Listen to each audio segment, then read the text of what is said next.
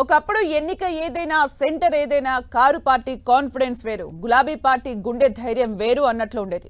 కానీ కాలం ఎప్పుడు ఒకేలా ఉండదు కదా. ఇప్పుడు ఎన్నికల తేదీ సమీపిస్తున్న కొద్దీ ఆ పార్టీ అభ్యర్థుల్లో టెన్షన్ పెరిగిపోతోంది.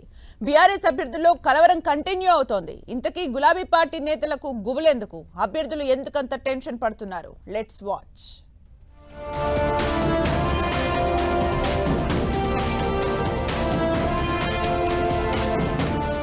పార్లమెంట్ ఎన్నికల్లో సత్తా చాటి కాంగ్రెస్ కు జలకివ్వాలని బీఆర్ఎస్ పార్టీ వ్యూహాలు రచిస్తోంది. పార్టీ అధినేత కేసీఆర్, పార్టీ ముఖ్య నేతలు కేటీఆర్, హరీష్ రావులు రాష్ట్రాన్ని చుట్టేస్తూ కాంగ్రెస్ 4 నెలల పాలనను ఎండగడుతున్నారు. ఓ పక్క పార్టీ హైకమాండ్ ప్రచారాన్ని హోరెత్తిస్తుంటే పార్టీ క్యాడర్ మాత్రం పక్కచూపులు చూస్తోంది. దీంతో ఆ పార్టీ అభ్యర్థులకు వలసల టెన్షన్ పట్టుకుంది.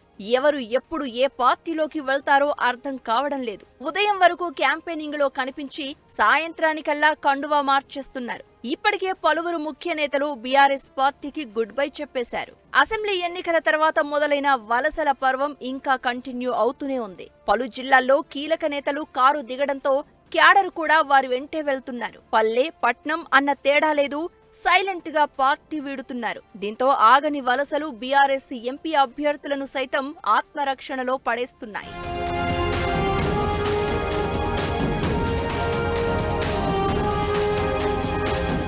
క్షేత్రస్థాయిలో పార్టీ క్యాడర్ కు బాధ్యతలు అప్పగించేందుకు నేతలు రెడీ అవుతున్న సమయంలోనే సరిగ్గా ఆ నేతలు పార్టీ వీడుతున్నారు. పార్టీ నేతలను, కార్యకర్తలను సమన్వయం చేయడంలో ఇబ్బందులు తప్పడం లేదని అభ్యర్థులు హైకమాండ్ వద్ద వాపోతున్నారని తెలుస్తోంది. పార్టీ బాధ్యతలు అప్పగిస్తామన్నా కొంతమంది నేతలు తీసుకునేందుకు పెద్దగా ఆసక్తి చూపడం లేదు. అలాంటి నేతలు పార్టీలో ఉంటారా, పోలింగ్ నాటికి పార్టీని వీడుతారా అన్న అనుమానాలు గులాబీ నేతలను వెంటాడుతున్నాయి. మహబూబ్ నగర్, చేవెళ్ల, మహబూబాబాద్, ఖమ్మం నియోజకవర్గాల్లో కింది స్థాయి నేతల వలసలు వరదల్లా పోటెత్తుతున్నాయి. ఒకరి తర్వాత ఒకరు పక్క పార్టీలకు క్యూ కడుతున్నారు. రాబోయే స్థానిక సంస్థల ఎన్నికలను దృష్టిలో ఉంచుకుని గ్రామ, పట్టణ స్థాయిలో పదవులు ఆశిస్తున్న నేతలు బీఆర్ఎస్ పార్టీని వీడేందుకు సిద్ధమవుతున్నారని చర్చ జరుగుతోంది. ప్రస్తుతం ఆయా పదవుల్లో కొనసాగుతున్న నేతలు కూడా మరోసారి పదవులు దక్కించుకోవాలన్న లక్ష్యంతో పార్టీ మారాలనే ఆలోచనలో ఉన్నట్లు